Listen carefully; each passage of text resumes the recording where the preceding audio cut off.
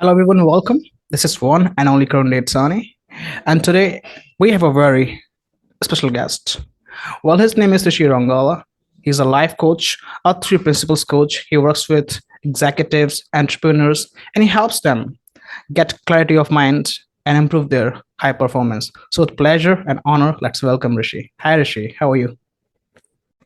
Hi, Karan. Thank you so much for having me. Okay, so I'm a professional certified coach, credentialed through the International Coaching Federation. So I do executive leadership coaching. So I work with managers and senior leaders in organizations who run their own businesses or in large companies and help them perform better. I help them improve their leadership capacity. I help their teams perform better. So that's the work that I do. My coaching is grounded in the three principles understanding, and I coach from that understanding. So the curiosity is tuned in the direction of personal transformation as well, rather than simply improving professional performance. So what happens is people work with me and they see that they've come to me for one particular area of their life or their profession that wants to be enhanced or improved, and they, as a result, they see that there's a domino effect. They've just changed as a person, and what they've come to me for seems now to be a small aspect of the transformation they've experienced. So that's the kind of work I do. And I have clients globally. Do all my work over Zoom calls, and yeah, sometimes it's self-sponsored, sometimes it's sponsored through organizations, and HR is involved. Pretty much that's the kind of work I do.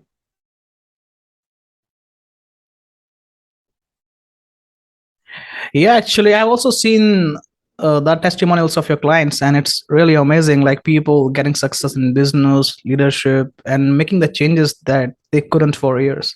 So that's wonderful. Actually, I would like to start by asking you, what are the three principles, and how do they work in our life? Those are two very different questions, Karan. Let me catch you right there, because what are the three principles is I can answer that uh, more in depth. And let's look at that before we jump to the second piece. The three principles are simply one way of talking about the nature of the human experience in terms of fundamental self-evident truths. So when we say principles in philosophy, first principles mean those things that are tautologies. Tautology is something that is true in itself. It doesn't need a proof outside of itself. So the three principles are basically three foundational principles that in themselves are self-evident. So you can't falsify them. And you can use them to derive everything about the human experience. So the first principle, they call the three principles of mind, consciousness, and thought. So principle of mind, for instance, is that there is mind is just another word. We need to understand that language here is not the same that we use in everyday English. The principle of mind states that there is an intelligence behind life. And if you look into our experience of life, it's pretty evident. We don't make seeds become plants and then trees. It happens by itself. We might facilitate that process by giving it sunlight or water, but they've been doing that way before human beings were around. So there is an intelligence that's already inherently there. In fact, even if you look at our own experience of life, you're not doing your own breathing. Breathing is happening by itself. Like you're not digesting consciously. Everything is happening by itself. So there is an intelligence behind life. That's the first principle of mind. The second principle is the principle of consciousness.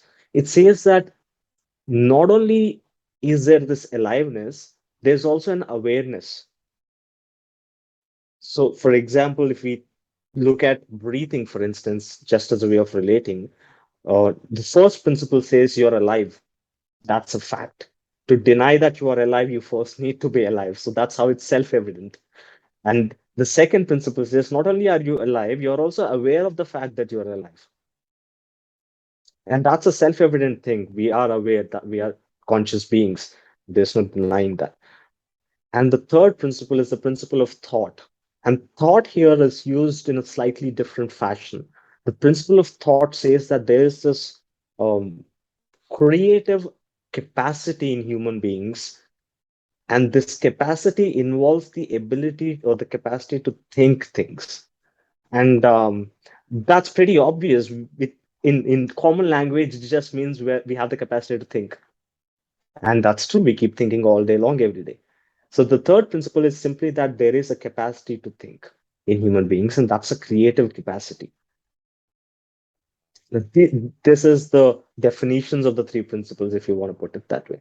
Does that make any sense? Yes, it does. Wonderful. So mind, consciousness, and thought, they are the three principles. Wonderful. Okay, and I would like to ask you that these days I see many people suffering from depression, stress, anxiety, OCD, and they have been trying so many things, NLP, and I'm sure you have been with NLP, you have had experience with that. So, why can't those people overcome these problems of anxiety, depression, and other mental illness disorders? So what can three principles do for them? How can they help them overcome mental illness? Hmm. So NLP is an interesting thing. I've been with NLP. I was coaching with NLP. It helped me immensely in my early days. It was 2011 to 2019 around. I was really involved with NLP, and I then moved on to the three principles because it made more sense to do that at that time. Do you want me to kind of distinguish what's happening with NLP and three principles, or do you want me to jump into how three principles can be used? I mean, people have some people have experienced NLP already, but here we are mostly focused on the three principles. So, how can three principles help people overcome their mental health disorder? Mhm. We need to understand a fundamental distinction before we can fully answer that. Because we've got NLP into the equation, NLP is a series of techniques and tools that can be used to help people do some things. Three principles is not a series of techniques or tools that can be used to help people. So there in itself, they're not the same kind of thing. The nature is different. One is a set of tools and techniques. The other is an understanding of how things work. So if we're talking about the three principles, we're not talking about the three principles as a methodology or a toolkit to help people become mentally healthy. We are talking about the nature of how things are. What to do with them is a secondary thing. The three principles is not about what to do with the three principles. It's about how things actually are. It's like talking about gravity, right? When we're talking about gravity, it just is. What do you do with it? Well, you don't do anything with gravity, but you can have an understanding of gravity. And with that understanding, you'll be able to build aeroplanes if you want. Gravity in itself just is. So, three principles in themselves are just facts about the human experience. They just say you're alive, you're aware, and you have the capacity to think. Right? In themselves, they're not a thing to do something with. But here's what's something very interesting. If you understand or have an insight into what these principles are actually pointing towards, you'll see that mental health is something that's innate in human beings. And what I mean by innate is that it's our default state. We're born healthy. And then at some point, we move out of that and we become mentally ill, depressed, anxious. And I've been through these things myself. Look, I've been depressed. I've dealt with anxiety at some points in my life. So I know what they feel like. And three principles says that the only fundamental truths about the human experience is that you're alive, you're aware, and you think. And how these interplay with each other, these truths, how they come together, has a life-changing, dramatic impact on how we understand mental illness. So, for example, if you're looking at depression as a state of mind, right? Depression as a state of mind now becomes less about mental illness and more about a state of mind. Because when we talk about it as mental illness, there's medicine involved, there's a lot of therapy involved, and all of that story around it. But depression in its essence is simply, and if you remove the diagnosed labels out of it, it's a state of mind. Anxiousness is a state of mind. Panic is a state of mind. Now, state of mind is something that we want to deal with there. When you're in a depressed state of mind, you don't like it, you want to come back into a healthy state of mind. Three principles has direct correlation with state of mind. The three principles says your awareness, your ability to become aware, and your capacity to think come together to create your experience of reality. So basically, in layman terms, whatever we think about appears to be true.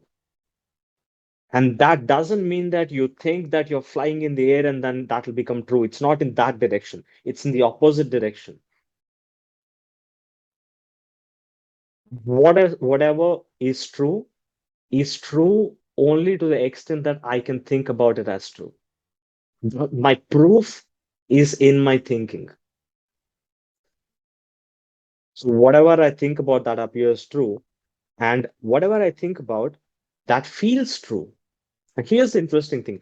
It's a well-known fact in psychology now that our feelings and our thoughts are two sides of the same coin.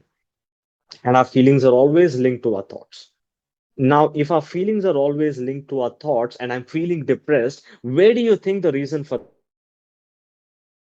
that is? Obviously in my thoughts. But if you ask somebody who's really depressed, they would say life sucks. They wouldn't say my thoughts suck. Them, life looks like it sucks. That's an interesting thing to notice because their thinking is actually not really good by our understanding of how feeling and thought are related. But whatever they're thinking is being projected onto life, and to them, life sucks. Similarly, all the time, every single time, with every single human being on planet Earth, whatever we think is being projected out into our experience of world, into our experience of life. That has dramatic implications. That's how three principles understanding helps deal with mental health challenges differently than traditional approaches. Wonderful. So it's a state of mind. It's like what people think they feel. If they think depressed thoughts, that's what they feel. Wonderful. And Can and I oh, interject mhm.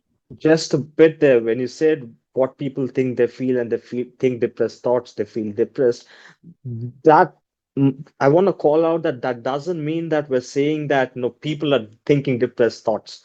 We're not blaming people for thinking depressed thoughts. We're just saying that they happen to be thinking depressed thoughts and therefore that's what they're feeling. It's not on them. We're not saying, hey, try and change your thinking to a positive state because that's toxic positivity in a way. We're not saying try and change your thinking and stop thinking depressed thoughts. We're not even telling what to do. This is not a prescription. We're just describing how the situation is. We're not prescribing anything here yet. So just want to add that. Great. So you're talking about how the system works. Wonderful. Exactly. Wonderful. And I noticed that people trying to get the intellectual understanding of the three principles, they don't get much results. So why is it so? Hmm. That's a very interesting question. That's a deeper question than I anticipated. An intellectual understanding of the three principles is somebody going, "Oh yeah, of course I'm alive. Oh yeah, of course I'm aware. Oh yeah, of course I think." Right? That's an intellectual thing. You basically know the concept. The actual understanding of the three principles is not an intellectual understanding, it's an insight into the three principles. It's called grounding in the three principles. And that terminology is used for a reason. An insight into the three principles is understanding what these three principles are pointing towards, and that which they are pointing towards is not an intellectual concept. We can't speak about it in language, we can't state it explicitly. That's why we're stating it with the help of the three principles. It's like, so it is like this. If you do not understand the color red, if you're colorblind and you do not understand the color red at all, you've never seen a red colored thing in your life, and everybody's telling you there's a red colored thing. The only way for me to help you even get an idea of what that red colored thing is by giving you a bunch of examples around what looks red to me, right? I'll tell you, hey, here's pink. You know pink, right? It's like pink, but a little darker. Hey, here's maroon. You know maroon, right? It's like maroon, but a little lighter. Right. So I'll give you examples around uh, closely related objects when I'm not able to point to the thing directly. So the three principles in themselves, are the best attempt of humanity at articulating what's fundamentally true. And the principles point to that when we understand them properly, instead of trying to turn them into a model or an approach or a framework in our mind. And then people will have an insight into a fundamental truth about their own experience. That's going to be a game changer for them. What people do when they understand it intellectually is that they listen to the three principles and they immediately try to understand it the same way they've understood everything else in life, which is they sit down and say, okay, I'm going to remember that and memorize that, because that's what we've done in our schooling, right? We've really learned to memorize things. Or we go and say, hey, no, no, no, that's not true. I don't agree with that. And we go into this defensive argument mode where we compare what the three principles are to what our worldview is, and we reject it or take it.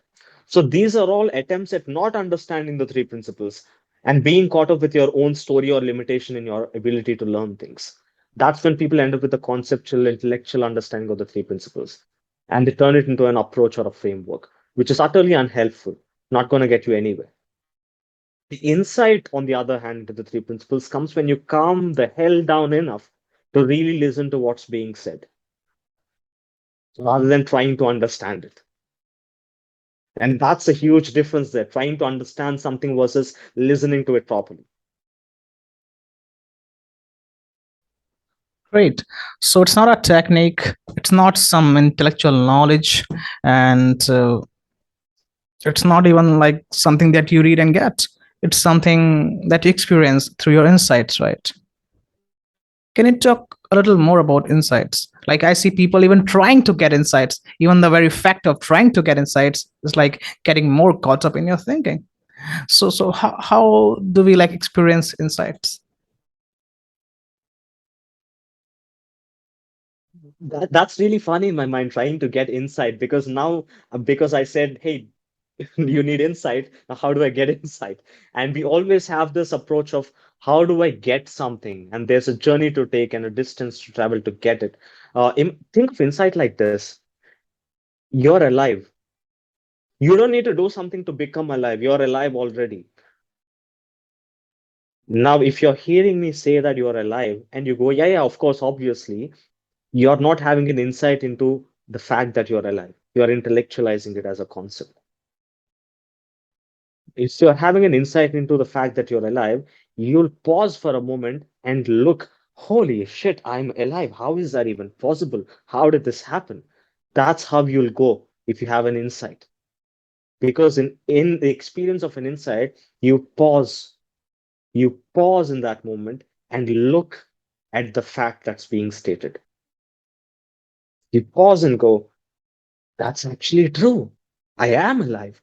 I wonder how that came to be. Versus what aliveness is by the dictionary definition, or versus aliveness is simply, yeah, yeah, everybody's alive, everyone is alive, and taking it for granted. Wonderful. Yes, I've been there, like trying to understand the three principles, but the more I tried to understand them, the more I got caught up in my thinking. But when I listened to Sydney Banks again and again, I started having, good feelings, and my mind just quiet down. So this is what I've experienced, and I would like to ask you about your experience. How did you discover the three principles, and what change did they make in your life?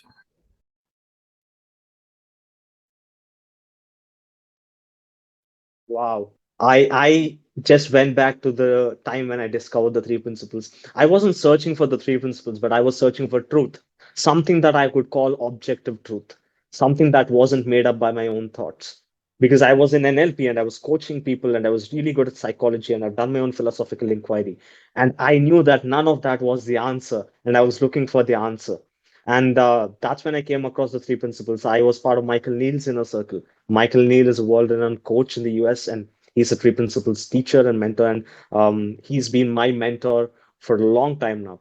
And I've come across the three principles through him. And when he articulated them, I remember being in conversation with him once. The first time I was talking to Michael, I said, I told him, Michael, I feel so stuck. I don't know what to do. And he said, Rishi, You think of yourself as this little piece of wood that's floating in a river, and that wood has come and get caught up between a couple of rocks, and now it's stuck. But you're not actually that little piece of wood being stuck in the river flow. You're actually the river, and what's stuck are your own thoughts. And I listened to him say that, and nothing made sense. But I knew that that person was saying something because he was seeing something. So I trusted him enough to stay in the conversation.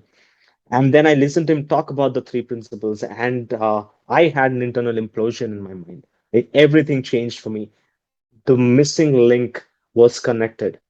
That thing that was missing in my understanding of NLP and CBT and psychology, and the thing that was that all philosophy was trying to get at but wasn't quite able to.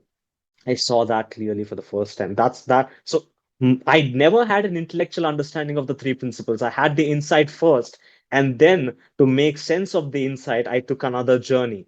Because I was a coach, I needed to make sense of things. I've been using my intellect as a tool for inquiry for a long time.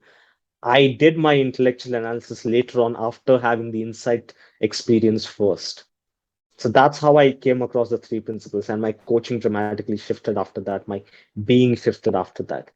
Um, but the good feelings are a great place to look at, because good feelings tell us that, let's go back to the basics, right? Our feelings are connected to our thoughts. So whatever we're feeling is always telling whatever we're thinking. So good feelings are telling us that the quality of our thoughts are good. But feelings are always a guiding mechanism. But if you notice people, when they're feeling bad, they double down on solving the problem with additional thinking. When you're feeling really bad, what do you want to do? You want to try the hell and figure out why you're feeling bad. So you're going to use double the thinking. And your thinking is already pretty messed up because you're feeling bad. And the insight into the three principles helps us back the hell off and say, oh shit, I'm feeling really bad. That means that my thinking is not so great right now. Any additional thinking I put in right now is not going to help me get to where I want to get to. Wonderful. So good to hear your story about like how you discovered the principles and what Michael told you that you are the river, not the wood. Wonderful. So you have been an NLP. So what is it missing that that people just keep trying NLP, but still they keep having more and more problems? I mean, NLP works wonderful. I've seen the magic in it. I've also experienced it. But what are all the techniques of NLP, hypnosis, even tapping? What are they missing? What is the missing link there? That's a very useful question to explore, Karan. NLP is wonderful, right? It helped me a lot. I've used it several times in the past with clients. And so are all these other techniques that you're talking about. Um, the the answer is is at a very fundamental level of understanding. Basically, NLP says that at its core, your thinking is creating your experience of reality. NLP says that quite explicitly. You change your thinking, your experience of reality will change. When you think differently, and things will look differently to you. NLP says that, and people already know that. That begs the question, if I'm thinking differently and my experience of reality is changing, then what is reality?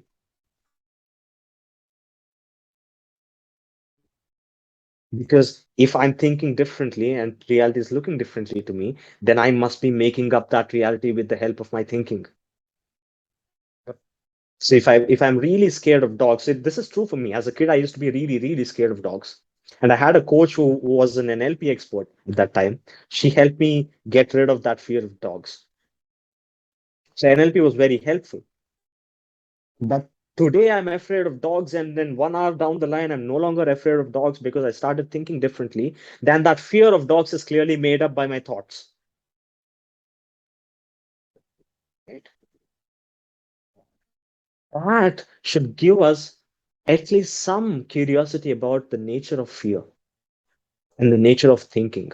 So rather than using these things and getting on with life, Oh yeah, here I'm afraid of dogs. Tomorrow I'm afraid of syringes. Day after tomorrow I'm afraid of war. I'm afraid of COVID. I'm afraid of 100 different things, and I can go on using an NLP technique after another for the rest of my life, trying to get rid of one fear over another, or I can understand the fundamental nature of fear and where it is coming from.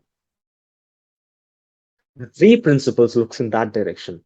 It looks deeper. It doesn't get satisfied with the use case. It looks at truth rather than how truth is being used or what it's being used for.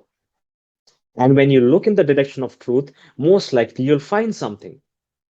You'll find that this fear is made up of my thoughts. And not only this fear, fear in general is made up of my thoughts. And nobody told me to think that. And nobody told me to take that thinking seriously, even if I did think that.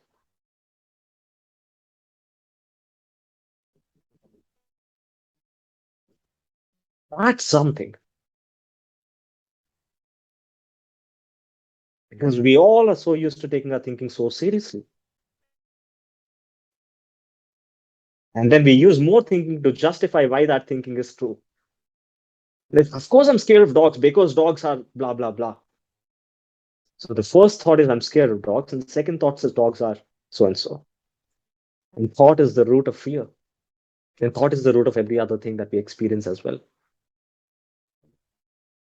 So then the question becomes not how to manage thought better, but to understand our relationship with thought better, which is a fundamentally different direction to look into.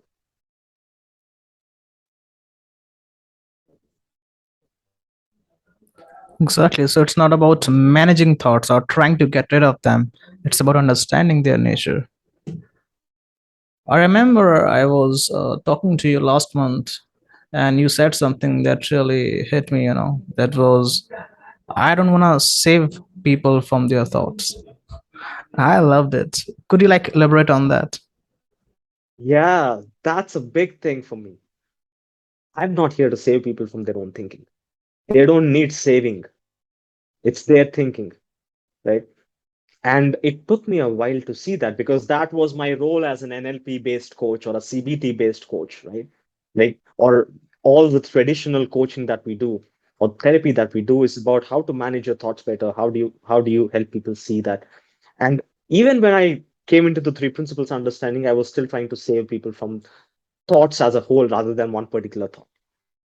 And then I saw that their thinking is simply an expression of their state of mind in that moment. And they could always access a different state of mind and have access to different thinking. And they're never not going to be thinking something or the other. Good luck with that. I've been there. I've been in states of mind which are unusual and which are considered rare and superhuman or whatever, right? Where there's no thought, where there's no mind, where there's complete blankness, spiritual experiences like that. And you can stay there as you like, but you're going to come back at some point. And even if you stay in a place of no mind and no thought, or you stay in a place of a lot of thinking, your fundamental nature doesn't change. I'm more interested in helping people have an insight into their fundamental nature rather than helping them manage thought better, because they don't need help to manage thought. Thought can manage itself when you understand who you are. And when you realize that in real time, realize that right now, thought can take care of itself. You don't need to be saved by it. You're not held captive by it at all. In fact, the thought that you're held captive by thought is also another thought.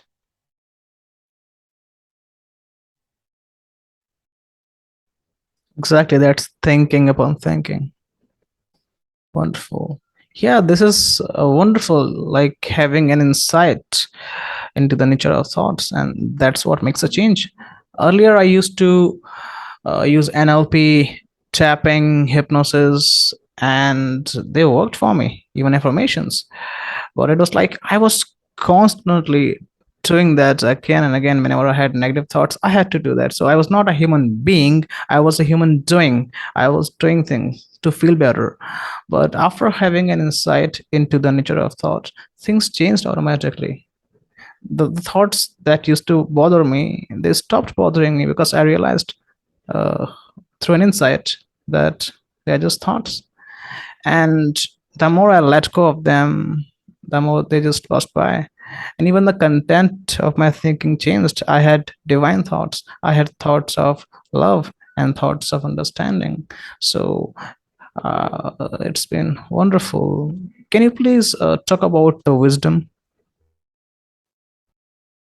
That's a beautiful lead into that because you just talked about divine thoughts and thoughts of love and understanding, right? Wisdom is the word that we use to denote access to a higher state of mind where these thoughts come in. Wisdom is the word we use to denote that inspiration that flows in every human being when they're calm and settled. Or rather, can I say the inspiration that always flows but is only accessible better when they're calm and settled, where it's clear, where it's uncluttered, where it feels really good, where it's effortless, where you don't need to use your limited resources to try and figure your life out, where you've got support, where you've got support of this mind that we talked about, the principle of mind, the aliveness behind all things, the energy behind all things, where that energy behind all things is accessible to you and you're guided by that. That's wisdom.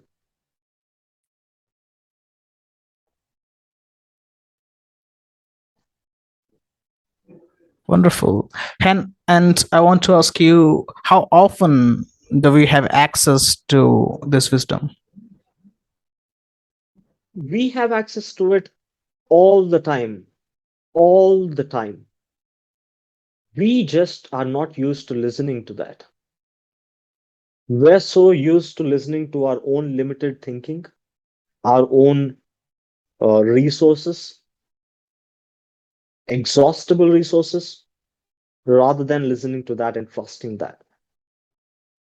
So we have access to it in the sense that we have access to um, a river all the time, a perennial river.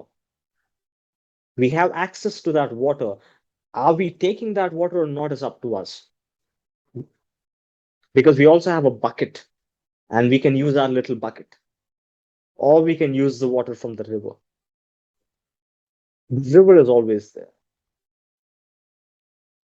Whether we go there in that direction or we go in the direction of our stagnant little bucket of water is a choice that we get to make. And this stagnant little bucket of water is the water that's made up of our preconceived notions, our conclusions, our judgments about our little analysis of things at some point in life. So let's say I'm in a conversation with a client of mine, and we're talking about how some event in his life several years ago is affecting him and his entrepreneurial journey now, because he's formed some conclusions and beliefs, some learnings, good, useful learnings for him based on who he was and how his life was at that point, which are not relevant anymore now, but they're still there and they're stopping him from doing what he needs to do right now. So, acting upon those conclusions, going to the thoughts that are a result of those conclusions, that's the little bucket of water versus the fresh, inspired thoughts and actions that emerge for us right now in the present moment is like the river of wisdom. We can access that whenever we want to. It's right there. Now, half the time we don't know that it's there. The other half we can't find it because we're so caught up looking at this little bucket.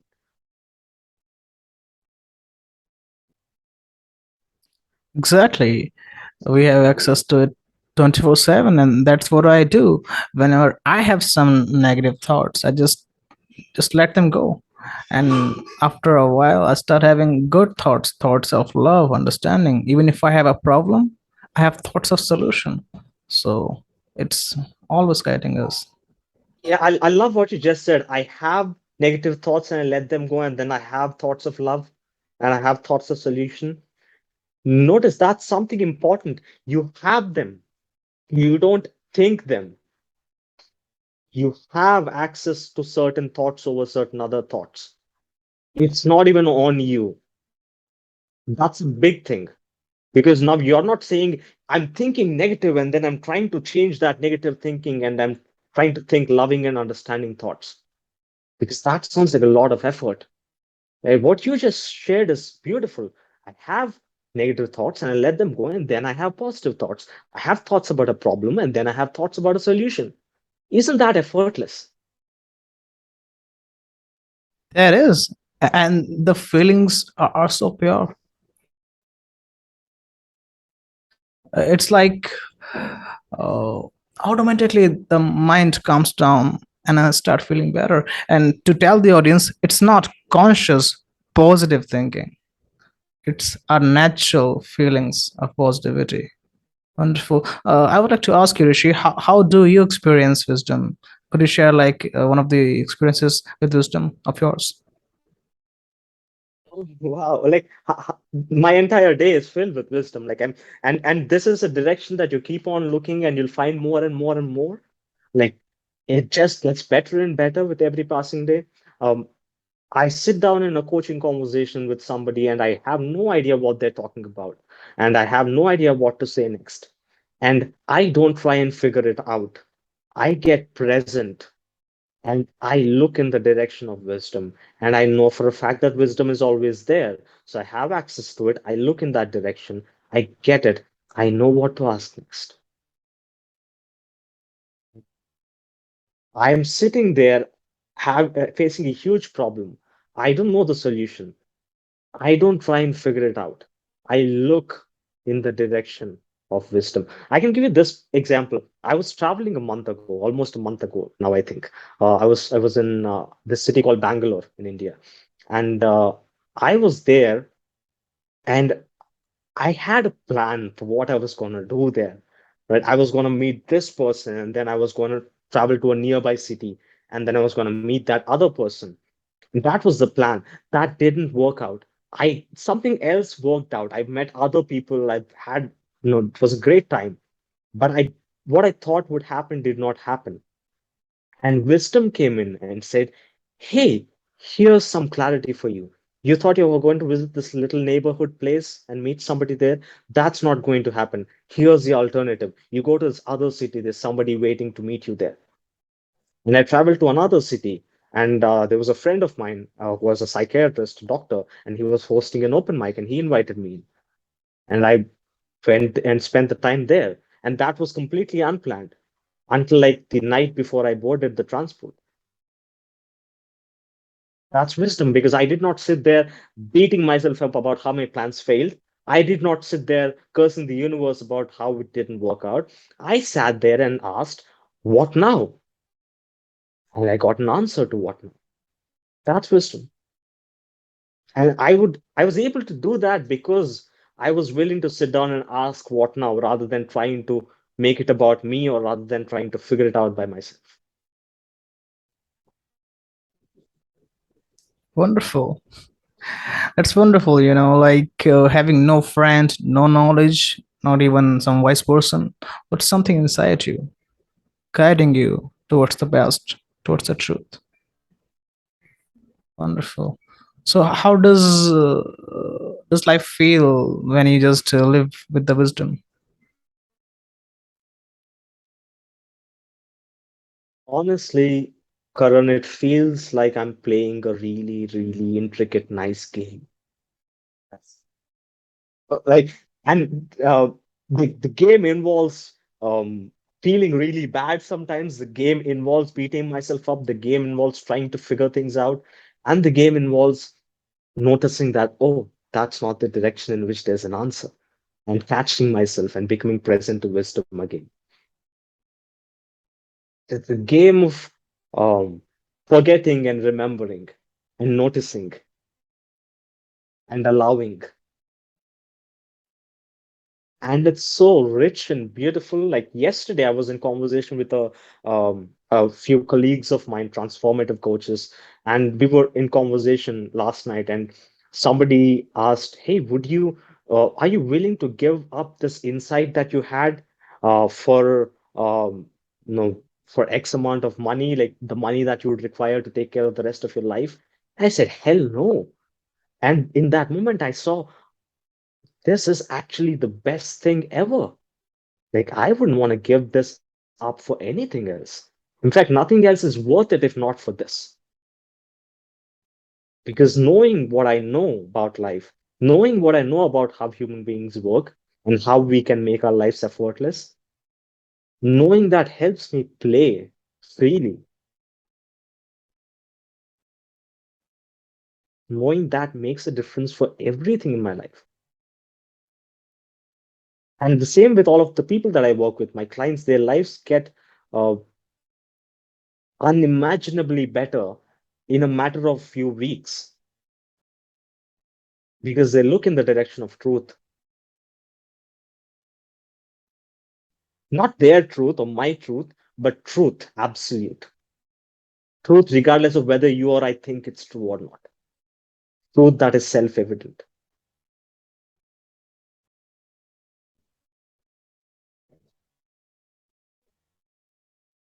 And I'm inspired and drawn to share, to serve people through my work. So, this aliveness that we're talking about gets amplified when you notice it. That's why you're inspired to have this conversation with me today, because you've seen something into the three principles, you've had an insight, right? And you said, oh, I'm inspired to do something knowing what I know. And here we are creating this piece of content that did not exist before. So we become more creative in our endeavors.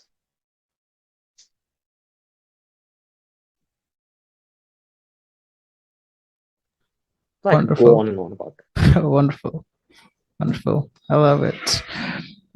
I remember when I was talking to you last time, you were also talking about abundance as our true nature. So I see people having problems with money, lack of health, or like lack of focus in career. So, what does it have to do with abundance as our true nature, uh, especially about money?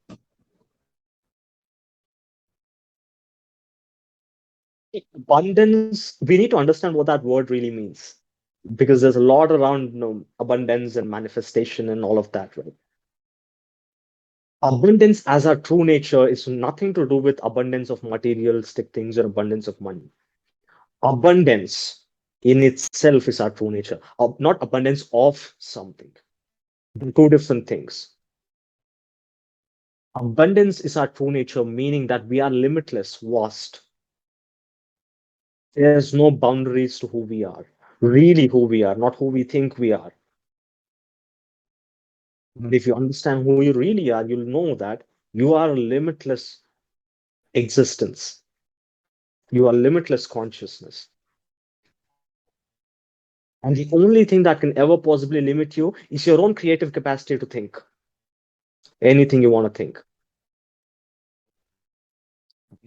Abundance is our true nature before we think ourselves up into something. I remember this was way back in late 2019. Um, I was at a coffee shop with this old lady in her late 50s. And she was a colleague of mine, a friend of mine. And she spent almost 3 or 4 hours with me that evening in that coffee shop, having a conversation. And the only thing that she would ask is, who are you? And I would come up with clever answers to that question. And she would keep asking the question, who are you, regardless. It was an exercise we were doing. And the exercise was for me to answer the question, who are you, over and over again with different answers until I ran out of answers. And it took me 3 or 4 hours for that to happen. And then I felt silent. And when I felt silent, no, notice 3 hours of trying to answer the same question is going to wind people up. Like, what do you mean? Who am I? Why are you asking the question again? I've given you all possible answers. That I'm a coach, I'm this, I'm that. But I felt silent and the frustration disappeared. And I noticed something. I noticed a beautiful feeling. And I said, I am. Full stop. I am. Which is another way of saying I exist and I know that I exist. which is another way of saying I'm existence and consciousness of existence. That is what I mean by we are abundant in our true nature, before and beyond the definitions and labels and roles that we kind of take up. Now, what does that have to do with money is a different question altogether. That in itself has nothing to do with money. That just means that you're abundance. What happens is when we come to money, people forget that. Oh, I just have this little amount of money. And this is me too. Like I've been here several times in the past. Like I've had financial troubles in my life. This is me too. This is all of us. This is part of the game. We forget who we are in some scenarios. And we try to deal with the challenge at hand, forgetting who we are. That's not helpful because if you forget who you are, you're not operating at your full capacity. Imagine you're a bird and you forget that you have wings and you just jumped off a cliff.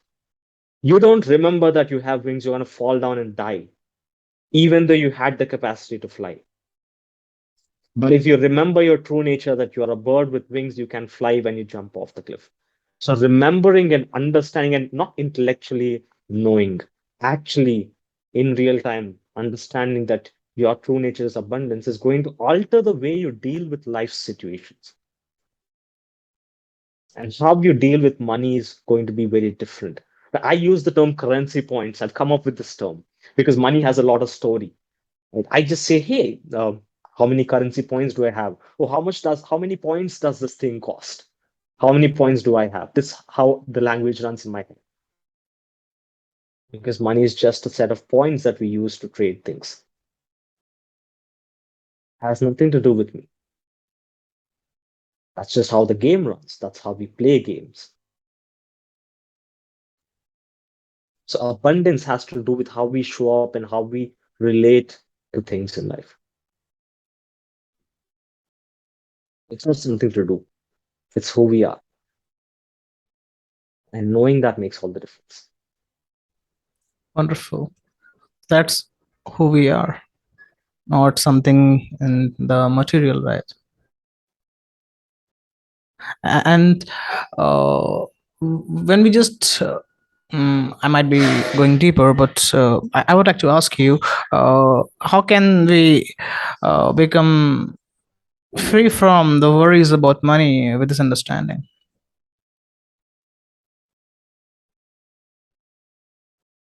Notice the question. How can we become free from the worries about money with this understanding?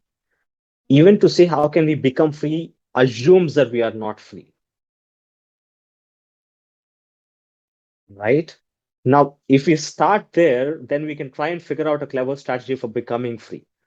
But let's inquire into that. Is that assumption actually true? And you'll find out that that's not true if you really inquire into that. We are always free, not free from this or that. We are just free, simply as freedom as our nature. And we have the creative capacity to think. And worry is a feeling. And go back to the fundamentals. The feelings are an indicator of thoughts. So you think thoughts that produce feelings of worry with your creative capacity to think whatever you want to think. That's a different paradigm of looking at worry. You're not stuck in worry. You're not stuck in worrisome thoughts either. You are there, and then you have the capacity to think, and that capacity to think is showing up in the form of worrisome thoughts.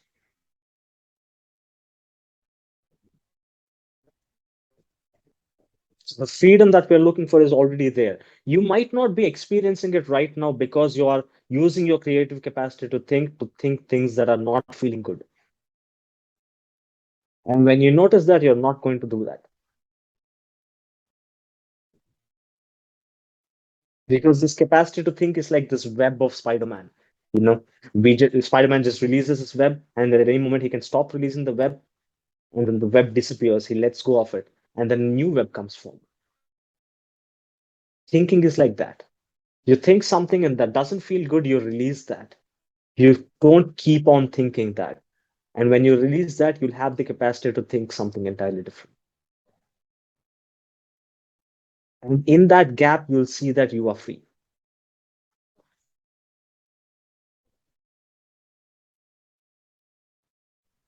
Wonderful. Yeah, exactly. And the way I experience it is like, if I have problem regarding money, if I have bills to pay, so those thoughts, those worries about money, if I keep thinking them, I will keep feeling them and hurting myself.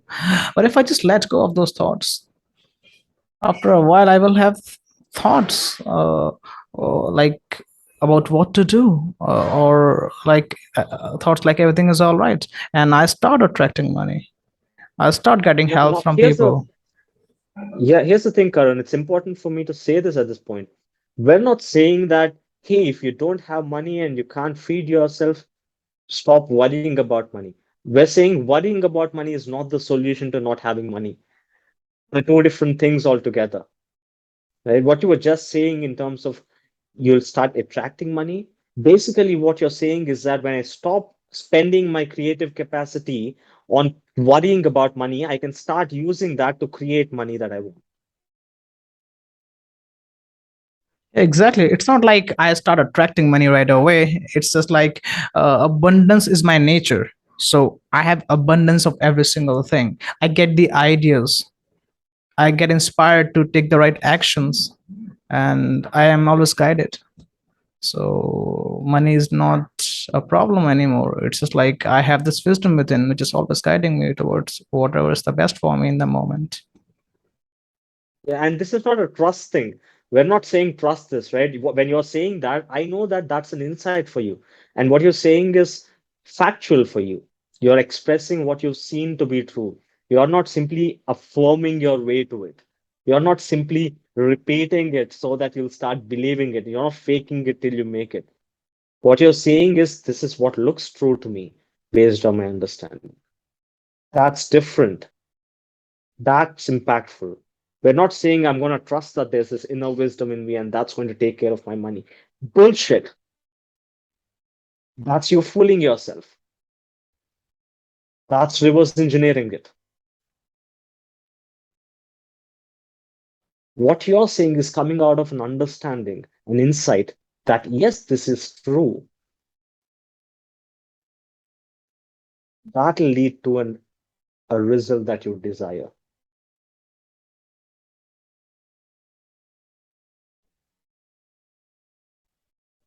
Wonderful. Yeah, so that's not an intellectual understanding that, yes, my wisdom is guiding me. That's an insight into the nature of wisdom. Wonderful. Wonderful. Okay. Our last question, that is,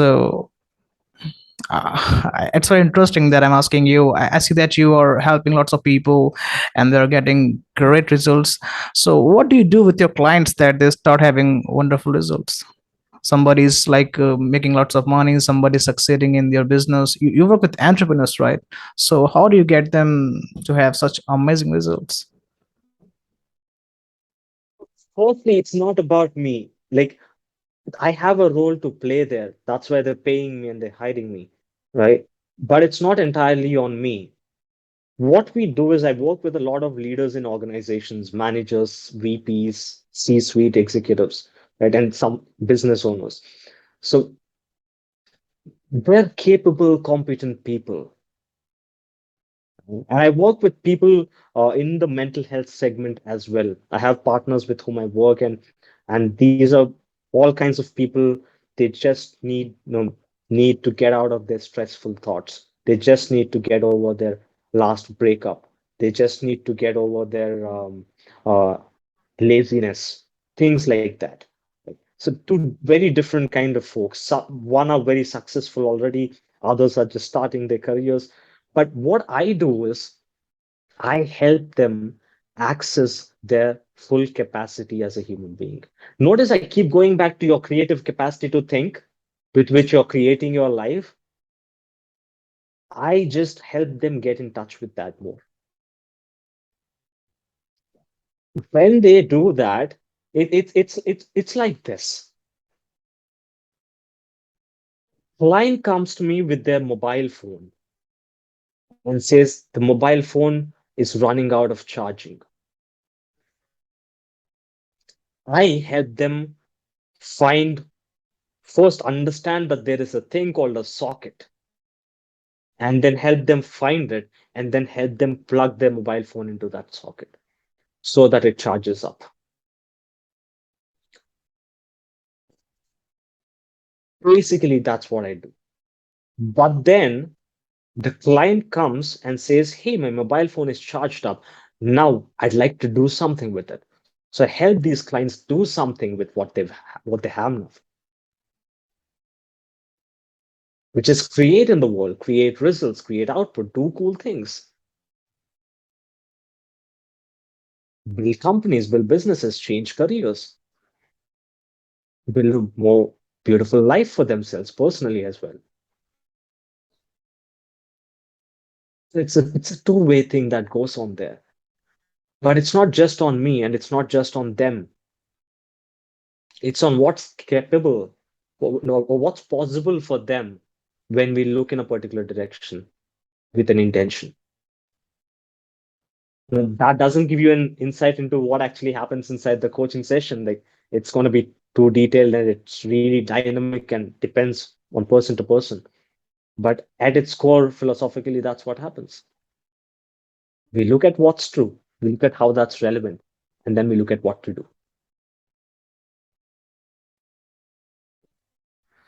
Wow, that's wonderful. Isn't that magical to know that you don't have to know all the answers to give your clients? You just have to guide them towards their own truth, their own answers. Wonderful.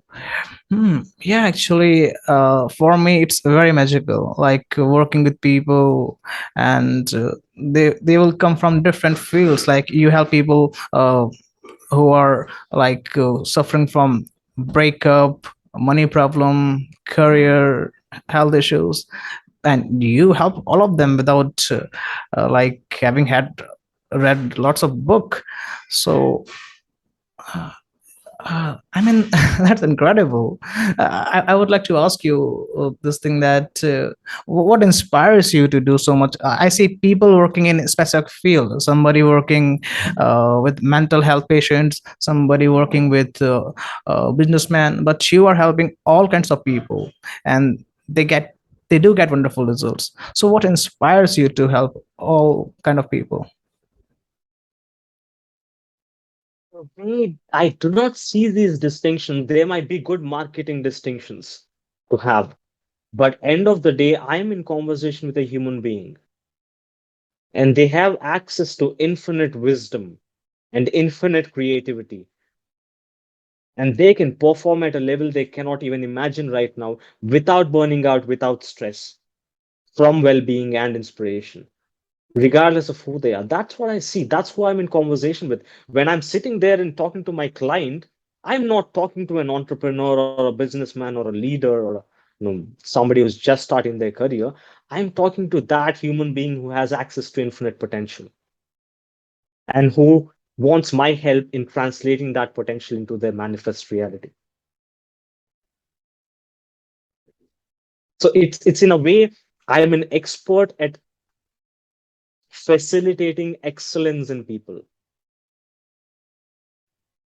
rather than being an expert in the particular domain or field that they happen to be working in, because my clients are already experts in that. If you're a vice president at an organization, you're already bloody hell good at what you're doing. That's why you've gone to that level. You don't need me to tell you how to do your job better. What you would want me to do is help you be at your best more of the time and help the people around you be at their best more of the time. That's where my expertise is.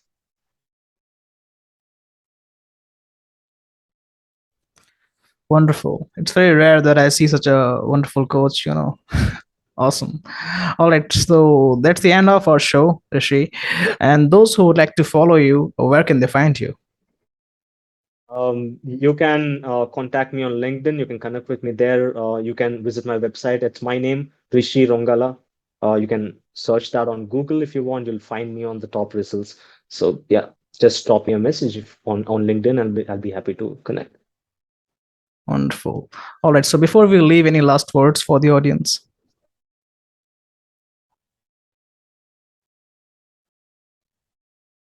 This thing just came up for me to share. You're way more than who you think you are. And you're capable of way more than what you think you're capable of. It's just that most possibly you don't know that yet. And you don't need to trust that. You just need to stop trusting what you already do. And you'll see what's true. Wonderful. Obviously, we are way more than we think are. Thank you very much, Rishi. It's been a wonderful time with you, and I'm grateful to you for giving me this opportunity. I just have no Thanks, words to Karan. praise you. Thank you very much. We'll talk soon, Rishi. Thank you. Bye Thank bye. you.